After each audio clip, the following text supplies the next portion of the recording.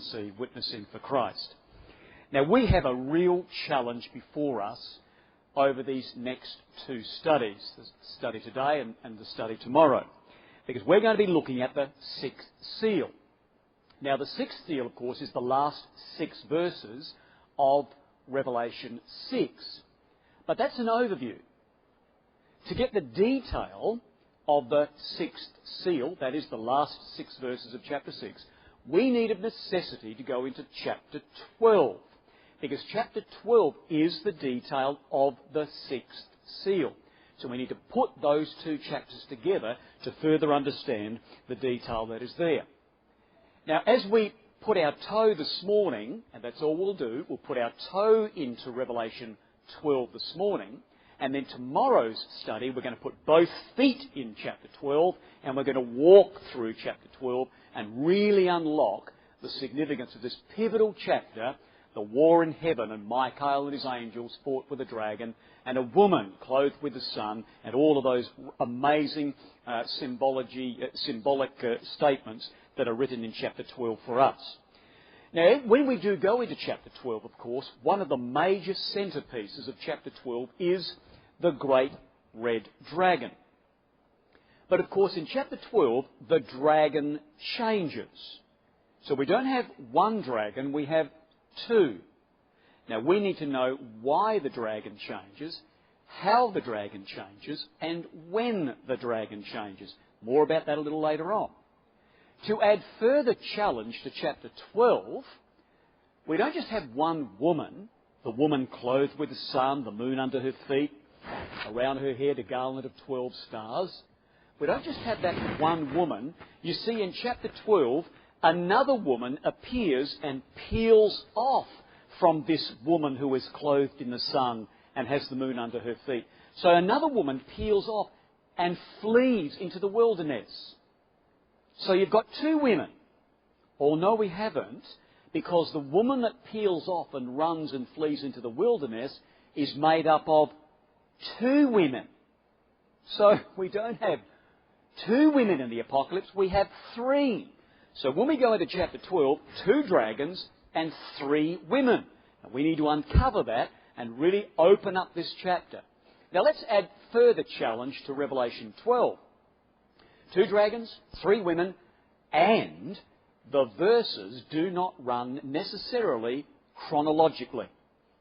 So typically of the Apocalypse, in chapter 12, we have a verse that thrusts us into the future and then brings us back and then shows us the detail as to how we got there in the first place. So the order of the day for today and tomorrow is coffee, coffee, coffee. All right?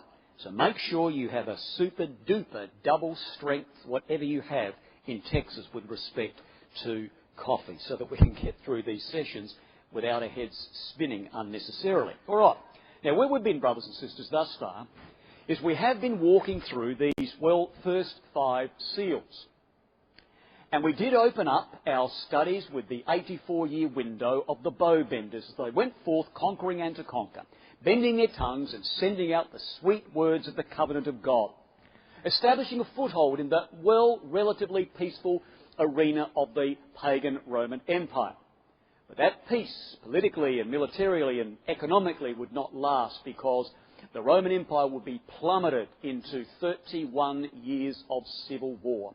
And those who boasted in the Pax Romana with themselves flashing those Machairas, those assassins' daggers, they would take away the peace from Rome. And rivers of blood through Rome, and 2,000 people a day perishing. Awful, awful bloodshed. And the empire would get worse as we moved into the 3rd seal, the Black Horse period, those 24 years of intense taxation and awful famine. But we were encouraged, because in the 3rd seal, the record says, and the judicial voice of taxation went out among the 4 living ones. And we were encouraged, therefore, that our brothers and sisters were all over the empire as a direct result of the bow bending of the 1st seal. What a wonderful encouragement that is, brothers and sisters. Well, it got worse. We then went from the Black Horse period, where we had awful taxation at the beginning with Caracalla, And then when Severus Alexander, the 17-year-old, came on the scene, he reduced taxation to 1/30th. Don't act unjustly by the oil and the wine. And that happened at the end of that 24-year period. Well, we then plunged into this awful pale horse period where death and disease and famine and the beasts and the sword, the great Thracian sword, was to wield its effect, and half the empire would perish, and 5,000 a day would perish in the streets of Rome. And then we come, brothers and sisters, to our fifth seal, the 8-year persecution, where our brothers and sisters cried from under the altar, "How long, O Lord, holy and true, dost thou not judge and avenge our blood on those that dwell upon the earth?" Now, we made the point about Diocletian, albeit very briefly, too briefly, because I cut inadvertently 10 minutes out of our time. However, we talked about Diocletian being the last emperor of the fourth seal. He would also be the first emperor of the fifth seal. Now, you notice that chart there, that Diocletian, although he began the awful persecution upon our brothers and sisters, goaded by Galerius, we'll look at him in a moment, although he instigated that awful persecution that would go those 8 years from 303 to 311, he nevertheless did not complete the reign of that whole period during the fifth seal. For you see, Diocletian became ill. He abdicated from the throne in 305, and after him would come 6 emperors, then 5, then 4, then 3, then 2, and then 1. And we're going to look at how that takes place so that we get our head around this 6th seal and the 12th chapter of the book of Revelation. So, brothers and sisters, let's pick up the threads of our study that we entered into yesterday. And we left the words of our brothers and sisters in verse 10 crying with a loud voice saying, "How long, O Lord, holy and true, dost thou not judge and avenge our blood on them that dwell upon the earth?" And we made the point, very briefly, that they call God a despot. The only place where the Greek word despotes is used. Imagine calling God a despot.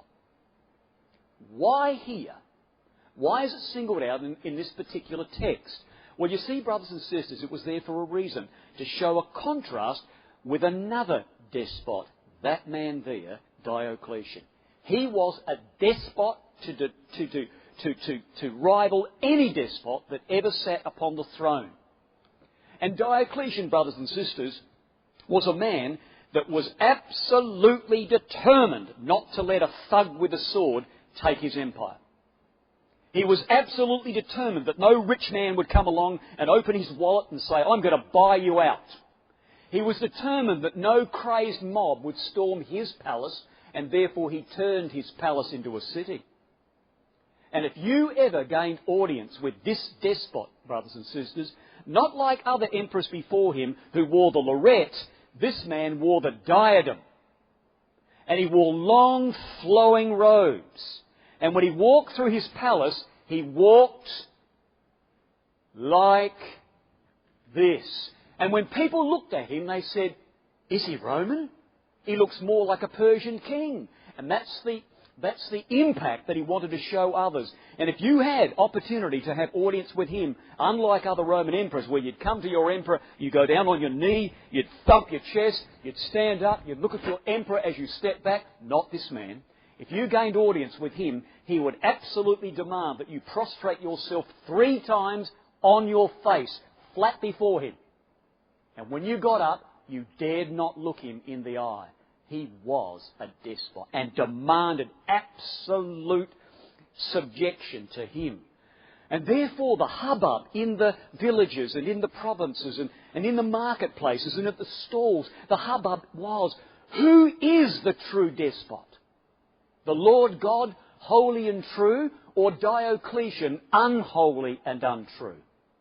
And there were our brothers and sisters crying to God, their only true despot, crying to God to say, remove him. He's trying to take our hearts. He's trying to take our minds. But we will never leave you. We will never forsake you. You only are our true despot.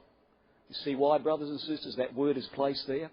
In comparison to this man, what an encouraging thing that our brothers had the faith and the courage to stand against that man. We don't know what it's like to live under rulership, despotic rulership like that. But they did. And therefore they cried, how long? And God said, you don't have to wait long. You don't have to wait long. The angels are moving. They're working frenetically on your behalf. And very soon there's going to be relief.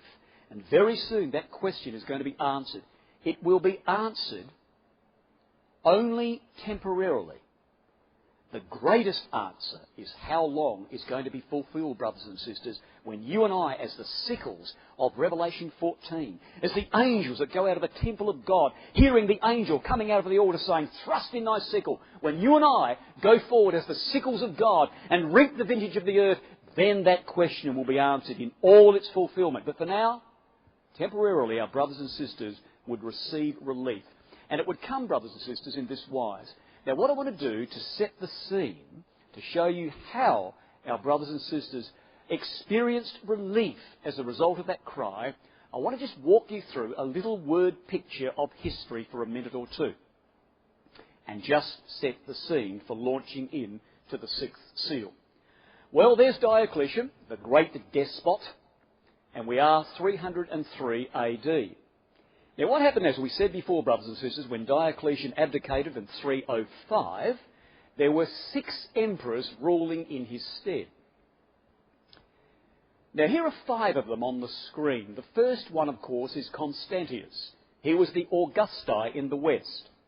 He was Constantine's father, pro-Christian. There was another emperor that was ruling in Rome. His name was Maxentius. He hated the Christians with a passion, and he was pro-pagan, very much pro-pagan. There was another Caesar over in the east. His name was Licinius, the brother-in-law to Constantine. Well, at the moment he was sort of pro-Christian. Well, let's say at the moment he was pro-Christian. He's going to change. There was another emperor over in the east who was absolutely pro-pagan, and he was Maximin, not to be confused with the great Thracian giant of the 4th seal. Maximin hated the Christians. In fact, this man hated the Christians so much. The awful things that he did to the Christians were so bad, on his deathbed, he pleaded for mercy. He was smitten with nightmares, horrific nightmares, of what he'd done to the Christians, this Maximin. The Augusti in the east was the man Galerius, who was responsible for goading Domitian into getting rid of the Christians. So you have an Augusti in the west and an Augusti in the east. And these others were the junior Caesars. Well, let me tell you, some of them didn't see themselves as very junior at all as they started to revolt with one another. Well, brothers and sisters, Galerius did not like Constantius because Constantius was pro-Christian. So Galerius determined to kill Constantius. Never had the opportunity because Constantius died.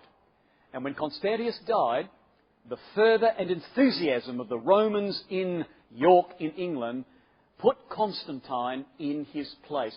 It was Galerius' job to choose who becomes emperor, not Roman soldiers.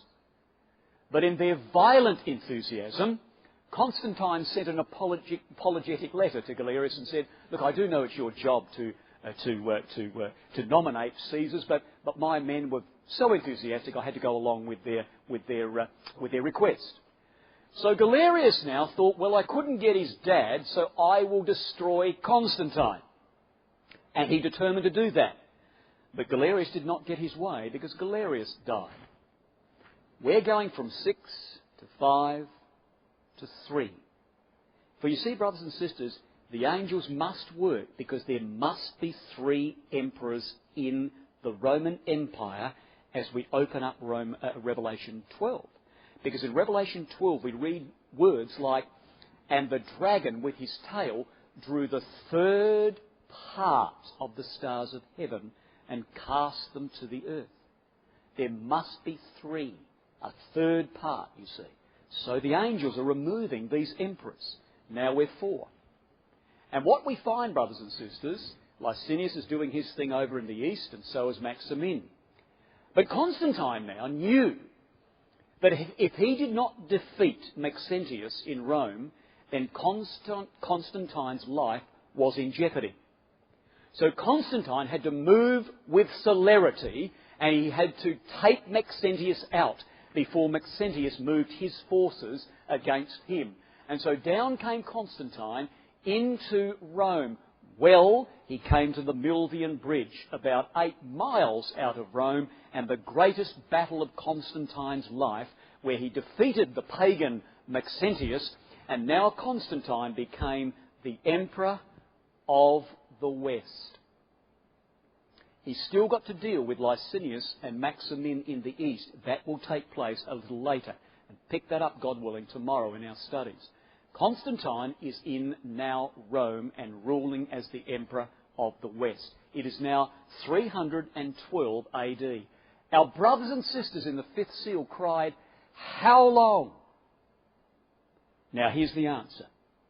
For you see, in 313, an edict was put forth, and it was between Constantine and Licinius. Both came together in this instance and drafted the Edict of Milan, which allowed religious toleration and freedom both to Christians and pagans alike. How long, O Lord, holy and true, dost thou not judge and avenge our blood on them that dwell upon the earth? There was, in measure, a token of that fulfilment. God had not forgotten them, nor had he abandoned them. That, brothers and sisters, sets the scene for the great political earthquake, the 6th seal, both the last 6 verses of chapter 6 and Revelation chapter 12. So, we now begin our journey through the 6th seal. AD 324. We're going to start our journey in AD 312 and move through to AD 324. And this would be the great earthquake that we have alluded to. Well, brothers and sisters, we pick up the record. Revelation 6. Just going to tap into Revelation 6, then move into Revelation 12. So we read in Revelation 6 and verse 12 through 14. And I beheld when he had opened the 6th seal, and lo, there was a great earthquake. And the sun became black as sackcloth of hair, and the moon became as blood. And the stars of heaven fell unto the earth, even as a fig tree casteth her winter figs, when she is shaken of a hurricane. That's the flavour that you get in the Greek, you see. And the heavens departed as a scroll when it is rolled together, and every mountain and every island were moved out of their places. Brothers and sisters, if you thought you were rock solid, immovable in the pagan Roman Empire, then think again. It didn't matter how rock solid you thought you were, nothing would stand with this great political earthquake when paganism would be removed. If you thought you were untouched and you were an island way, way, way out there into the distance, you think again, because this is going to sweep everything aside, because God is at work. And therefore, brothers and sisters, we read that it was, well, an earthquake. Now, we won't look up these quotations. I'm acutely aware that there are some brothers and sisters here and young people that are really, really, for the first time, dipping their toe into this book, and therefore you might like to write down in your margin Deuteronomy 32 and verse 1, where it talks about a people quake, the earth being people. We know the words, I think, of Isaiah 1, verse 2 and verse 10. Hear ye, O heavens, hear ye, O earth. And God is talking about the rulers and the people, calling the people the earth. So it's not a literal earthquake. This is a political earthquake with the removal of paganism and the entry of so-called Christianity. And it is, brothers and sisters, a great earthquake. Now, there are 3 great earthquakes in the apocalypse. Now, having a look at this chart, you will see the 3 great earthquakes. Now, look at the way they are strategically, systematically placed. Our first great earthquake is the removal of pagan Rome. Notice that it is at the end of the 6th seal. The second great earthquake is in Revelation chapter 11. This is the French Revolution. Notice it is at the end of the sixth trumpet. The third great earthquake, of course, is that 40-year period between Armageddon and the beginning of the millennium. This is the greatest political earthquake that would ever be upon this earth. When the kingdom of men, in 40 years, you and I involved in that work, the kingdom of men would be removed in this 40-year shaking. Now look, the word Armageddon is there, but that's not correct. I pointed that out to the artist of this particular drawing here. That's not Armageddon. Armageddon is the last event of the sixth vial. When Armageddon takes place, yes, there will be an earthquake, a literal earthquake. But that's not this third great earthquake. This is a political shaking, as are this one and this one. So that is Revelation 16, the third great earthquake, the 40-year period. Now, brothers and sisters, let's just tidy up a couple of things that we might stumble over and get it clear in our mind. Now, they're the three great earthquakes. Revelation 6, verse 12. Some of you might like to jot that down or mark it in your margins. Revelation 11 and verse 13, French Revolution. And the third great earthquake, Revelation 16 and verse 18, the 40-year period. That is the seventh vial. They are the seven thunder judgments of God, or the third great earthquake. Now let's just tidy up a couple of things. There are two other occasions in the Apocalypse where the word earthquake is used. Let's make sure we don't trip over these two. The only other two places where the word earthquake is mentioned is in Revelation 11 verse 19 and Revelation 8 and verse 5. Brothers and sisters, I want you to turn with me, if you will, to Revelation 11. I want to tidy this one up just in case we're not sure what this earthquake really is, because it doesn't say a great earthquake, you see. There are only three. So we have in Revelation chapter 11, and we're reading from verse 19. So in verse 19, Revelation 11 is a wonderful chapter. 1,500 years of history in this chapter alone. So Revelation 11 takes us through a sweep of history of nearly 1,500 years. Now we get to verse 19, Revelation 11. And the temple of God was opened in heaven. The temple of God, brothers and sisters, that's you and me. We are the temple of the living God. There we are, you and I. And we're in heaven. We're in the ruling powers of the political heavens of the world. This is Revelation 14 verse 1. This is the Lamb on Mount Zion with 144,000. So at the end of this chapter, the temple is open and it's in heaven. We are in glory, ruling. But the world is yet to be subdued. Armageddon is past. Now what do we read? And there was seen in his temple the ark of his covenant. There was seen in the saints the ark. Oh, brothers and sisters, look how this chapter opens up. In verse 1 of chapter 11 we read this. There was given me a reed like unto a rod. The angel stood saying, Rise, John, and measure the temple, the saints. Measure the saints of God with this chastening rod, this chastising rod. So our brothers and sisters who are called the temple here are going to be chastened or chastised for 42 months, this verse goes on to say. 42 months, 1,260 years of persecution our brothers and sisters are going to suffer. Note this, when the chapter opens with this awful, awful bell and alarm of persecution on our brothers and sisters, the temple, notice in verse 1, is associated with the altar. Sacrifice. So the brothers and sisters are going to be related to sacrifice as they live their life under awful persecution, trying to live godly in Christ Jesus. But the chapter ends not with the brothers and sisters associated with sacrifice. The chapter ends with the temple or the brothers and sisters associated with the ark. Immortality. Now there is an encouragement, brothers and sisters. Don't despair.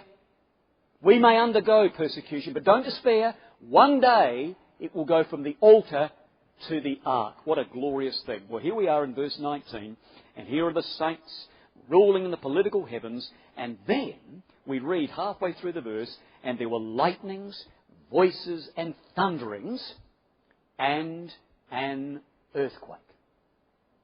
That earthquake there, post-Armageddon, post us ruling in Zion with the Lord Jesus Christ, that earthquake there is the same earthquake as the great earthquake in Revelation 16 and verse 18. It is the same earthquake. I want to make a note there in your margins. See Revelation 16 and verse 18. We're talking about exactly the same time period. But why is it not called great here? Why is it just called an earthquake? Well, brothers and sisters, one of the reasons for that is this. From verse 15 of chapter 11 through to verse 19, we're just given an overview of the seventh trumpet. It's just a broad brush overview, you see. And that's why the detail does not come out until we go to Revelation 16. Hence, in this broad brush little synopsis, it just mentions this earthquake as an earthquake. Alrighty? Now let's tidy up the other one just to make sure we don't stumble over that other one that we've got there. Revelation 8 and verse 5. We're going to take a little more time on this one, God willing, tomorrow in our study, chapter 8. And certainly we're going to look at all of chapter 8 in our last two studies together. But let's just put our little toe in here and just make sure while we're thinking earthquakes we don't stumble over this. Alright, verse 5, Revelation 8. This is the fifth occasion, the only other occasion of those five that the word earthquake occurs. Verse 5. And the angel took the censer, filled it with the fire of the altar, wonderful verse, more about that tomorrow, and cast it to the earth. Now listen to this. And there were voices, and thunderings, and lightnings. Now let's stop right there. There were voices, thunderings, and lightnings. That was the death of Constantine. AD 337. I'll prove that to you tomorrow. 337. If you want to write in your margin, AD 337, be careful. It is only attributed to the voices, the thunderings, and the lightnings. The death of Constantine. Through Constantine's reign, it was peaceful and tranquil. When Constantine died, it was chaotic. His sons were bickering over this, trying to carve up the land, and there were debates in the Christian world. Is Jesus Christ a man? Is he God? There was all of this infighting, politically and religiously. It was chaos when Constantine died. There it is, AD 337. But when it says an earthquake, that was the result of years and years of this infighting, of these lightnings, of these voices and these thunderings. And when it then says an earthquake, we are now in 361 AD. 361. You've got two time periods in this verse. The lightnings and thunderings was the death of Constantine in AD 337. And in 361, in comes Constantine's nephew, who was a pagan, Julian, and says, well, if that's what you call Christianity, with all of this stuff, I'm getting rid of Christianity. And in came Julian, Constantine's nephew, and said, paganism is back. So there was a little people shake. There was a little earthquake, and it lasted 2 years. And then Julian was kicked out, and Christianity came back. So therefore, brothers and sisters, we've just covered, I think, those 5 occasions where the earthquake occurs. All right, we then look now at Revelation 6, very brief overview, and we move then into Revelation 12 to get the detail. Here's the first great earthquake. The political upheaval in the Roman world. And we read in Revelation 6 that the sun would be eclipsed. Well, of course, this was the emperors of Rome who saw themselves as the shining light in the pagan Roman Empire. They would be blackened. The stars would fall from the pagan administration. So this would be the administration, all of those subsets of rulers in the pagan Roman Empire. And then we read the moon would become blood, and this would be the death of the pagan religious authority in the Roman political heavens. But the sun is going to come back in Revelation 12, shining brilliantly. And the moon is going to come back in Revelation 12, and there will be no blood on this moon. So Christianity is going to gobble all this up, you see, brothers and sisters. Now let's look at the link. We've made a comment. We've said Revelation 6 and the last 6 verses, the 6th seal, needs to be butted together with Revelation 12. Now where's the justification? Where's the proof to show that? Well, I think we've got some interesting little connections between the last 6 verses of chapter 6, the 6th seal, and Revelation 12. For instance, in Revelation 6 and verse 12 we read there was a great earthquake. In verse 7 of Revelation 12 we read that paganism is cast out, the dragon, the great red dragon, and we read that Michael, Constantine, and we're going to prove that tomorrow, Constantine, he like God. So the great earthquake of Revelation 6 is the casting out of paganism, the great red dragon of Revelation 12. Then we read in Revelation 6 and verse 13 that the stars of heaven fell to the earth. In Revelation 12 and verse 4 we read that the dragon drew the third part of the stars of heaven. You see, there's similar language. There are connections here, you see. We then read in verse 12 of Revelation 6 that the sun would be blackened and the moon would turn to blood. But in verse 1 of Revelation 12, a woman would be clothed with the sun, and a woman would have the moon under her feet. So there's a connection. And then we read these amazing words, and more about this tomorrow in greater detail. But what we have in verse 16 of Revelation 6, there are people that are crying out and screaming, and they're saying, fall on us, hide us from the face of him, Constantine, that sitteth upon the throne, and from the wrath of the Lamb. And these are the pagans, brothers and sisters, as we will find out tomorrow. These are the pagans running away and saying, we've got to get away from Constantine. He's marching to war with the sign of the cross. Nobody can defeat him. He's got Christ on his side. Now that's what the pagans were doing. What were the Christians doing? Well, they were saying, the great red dragon has been overcome by the blood of the Lamb. You wait till we see that tomorrow. It'll make you sick.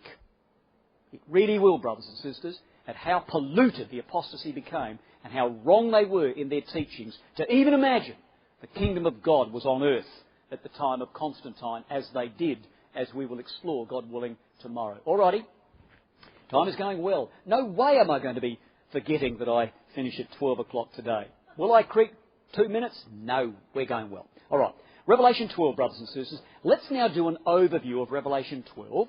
Let's do a structure. Let's do a scaffold so you start to get ready for the detail that we're going to share with you tomorrow in our study. Now, there's the King James Version of the Bible, and you won't see the text necessarily, but we want you to see the colours. Now, where is the real thrust of this chapter? Well, it's there in verse 7. There was war in heaven. This is a war, not just one battle. This would be a series of battles that would span 12 years.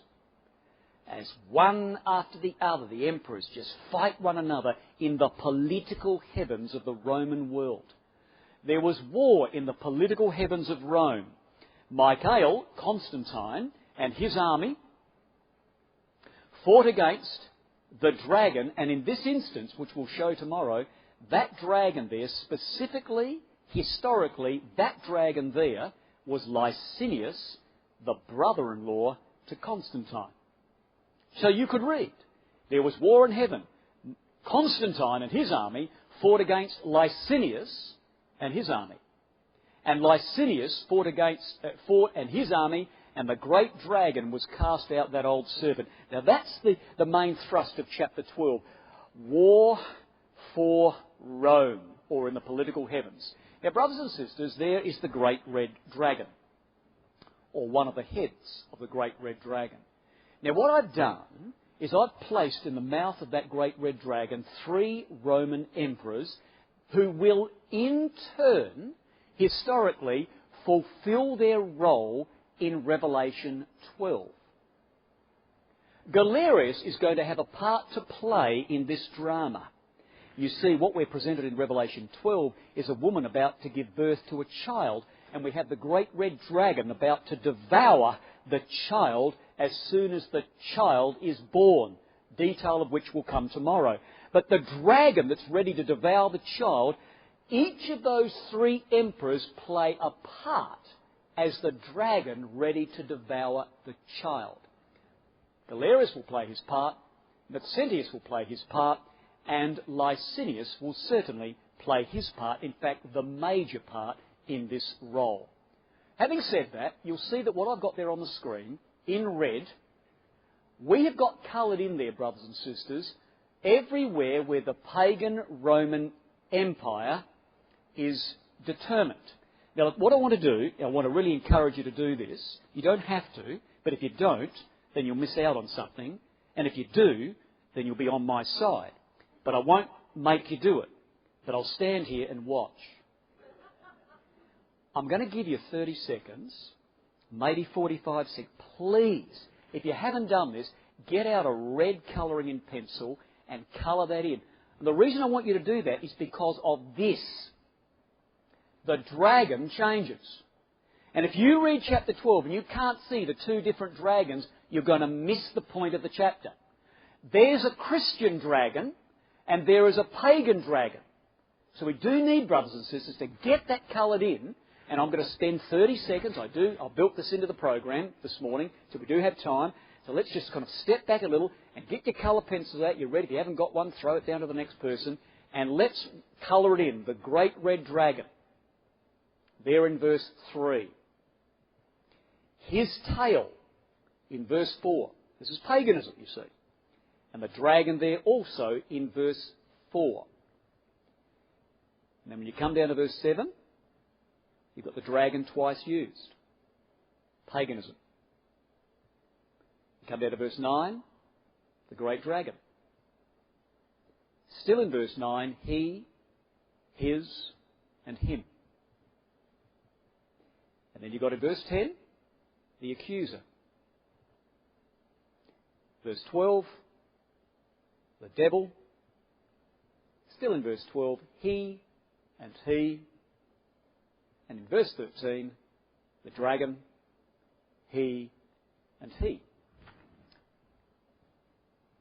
Now, when Constantine takes the whole world in AD 324, he now becomes a Christian dragon. The man-child, Michael, the serpent at the end of verse 14, the serpent at the beginning of verse 15, the dragon, verse 16, the dragon in verse 17, and it even spills down into chapter 13, where the dragon, the Christian emperors in Constantinople, would give authority and power to the bishop in Rome. So the dragon in chapter 13 is the Christian emperor ruling in Constantinople. So that's really important to get that down, brothers and sisters. I'll just give you another couple of seconds. Really encourage you to do that. It'll set the scene, particularly for tomorrow. All right, let's now move on. You'll get these slides, but if you've started that colouring in exercise, that'll be great for tomorrow. All right, brothers and sisters, Rome. Is this Rome? Can we prove it? Have you ever had an interested friend ask you, prove that Revelation 12 and these dragons is Rome? Prove it to me. Where would you go to prove that this is Rome? That the seven-headed dragon with 10 horns is Rome. Where would you go to prove that?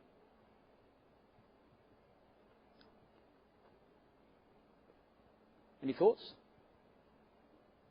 Don't be shy. Where would you go? Revelation. Excellent. Excellent. Who said that? Who sung that out? It was a man's voice. Back there. Was that you, Shannon? Way back there. Was that way back there? Who? Who's that? Who is it? Rick. Is that you, Rick? Okay. Thanks, Rick. You're right. Brothers and sisters, let's go to Revelation 17 and prove unequivocally that this dragon in Revelation 12 is Rome. Now, when we come to Revelation 17, we've got the scarlet beast. 7 heads, 10 horns, same creature, but it's morphed into a different stage of its development, you see. If you wanted a caption of Revelation 17, notwithstanding all the amazing detail, if you wanted a caption at the top of Revelation 17 as to what Revelation 17 was all about, it could read this: the last 30 years of the existence of a monster who has existed for over 2,000 years. Revelation 17 is all about the last 30 years of this creature. Now, when we come to Revelation 17, we read this. And this is proof, to me, brothers and sisters, unequivocally, that we're dealing with Rome. And you need to know that if you're talking with interested friends or young people or brethren and sisters who may not be aware of the detail of this chapter. Now, we're given 2 ways to prove that this dragon, or this beast, I should say, is Rome. We're given a geographical identification because we read in verse 9 the words that the 7 heads represent 7 mountains. And let's read this together, shall we? Revelation 17. I want to spend 5 minutes, and I've got 5 minutes. No, I haven't got 3, but I'll take 4. Now, Revelation 17, we read this with respect to this beast. Verse 9. Here is the mind which hath wisdom. The 7 heads are 7 mountains on which the woman sitteth. There are 7 kings. 5 are fallen, 1 is, the other is not yet come. When he comes, he must continue a short space. The beast that was, and is not, even he is the 8th, and is the 7th, and goeth into perdition. When I first read that, I thought, that's it, I'm going away from the Apocalypse, I'm going back to Genesis. No way will I understand that. But you know, brothers and sisters, 5 are fallen, 1 is yet to come. When he comes, he must continue a short space. The one that was and is not, even he is the 8th, and is the 7th, and goes into perdition. When you get it, you get it. You really get it. Now, I want to show you a very simple way to get that, what appears to be a very complicated verse. But first, we're given the political identification of this creature. Well, the 7 heads are 7 mountains. Now, many of you have seen this diagram. Here is a Roman coin from the British Museum, minted in 71 AD. John could very well have touched that coin and used it to go and purchase something. 71 AD. And there is Roma. There's a woman sitting in 7 hills. Pretty impressive, but you know, that doesn't do it for me because Constantinople sits among 7 hills. Other cities sit among 7 hills. So that's not really full proof for me. This is. And there are 7 kings. Or there are 7 forms of government. John, you know what I'm talking about. John's there in AD 96. Now listen, John. These 7 heads are 7 forms of government. 5 are fallen, 1 is, and the other is not yet come. So these brothers and sisters who were fallen were the regal form of government, the consular, the dictatorial, the decemviral, and the tribunicial. In 700 BC, Little Roma on the Italian peninsula was ruled over by kings. Kings. 700 BC. When Rome became a republic in 500 BC, Rome was ruled over by 4 different forms of government. I won't go through the detail of the consular, the dictatorial, the decemviral, or the tribunicial. Time is getting away from us. But John was told, John, there have been 5 forms of government ruling over Rome. John said, yes, I've got it. 1 is John. So when John was alive, receiving the Apocalypse, the imperial system, emperors ruled, you see. 1 is. There's another yet to come. And the 7th head, or the 7th form of government over which Rome was ruled, were the Goths. In came the Goths, and they ruled for a short time. Now that's the easy bit. 5 are fallen, 1 is, the other is not yet come. But with respect to the Goths, the record goes on to say, when the 7th head comes, that is, the ruling Goths who would rule from Rome, the Ostrogoths, under Theodoric. We'll talk more about that in the 4th wind trumpet in our last study. But when the Goths came in, he would continue a short space, and the Goths did. The Goths ruled in Rome for 60 years. And then they were turfed out by Justinian, who was the Christian emperor in Constantinople at that time. Be that as it may, that's the simple bit. This is the tricky bit. When he comes, he must continue a short space. And the beast that was, and is not, even he is the eighth, and is of the seven, and goeth into perdition. Are you up for this? Yes, you are. Am I going to force you to go through this? Yes, I am. Am I going to pinch 1 minute? You bet your life I'm going to pinch an extra minute. All right, brothers and sisters. Now let's do the tricky bit. Here we are. 5 are fallen. Regal, consular, dictatorial, decemviral, tribunitial. 5 are fallen. 1 is imperial. The other has not yet come, the Goths. When they come, they must continue a short space. Did you hear what I last said?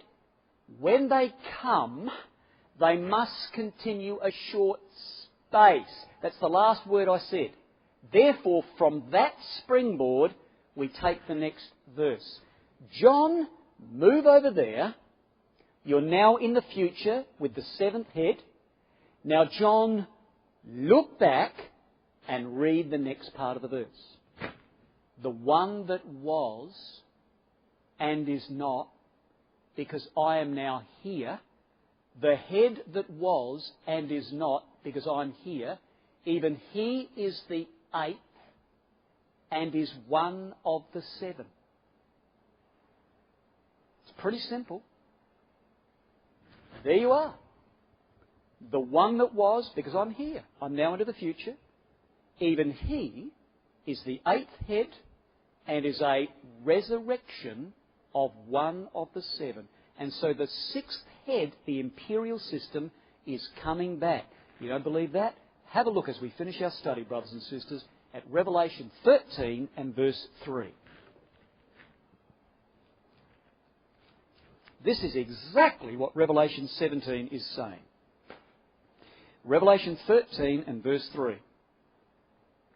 And I saw one of his heads wounded to death. There it is. One of the heads wounded to death. And his deadly wound was healed.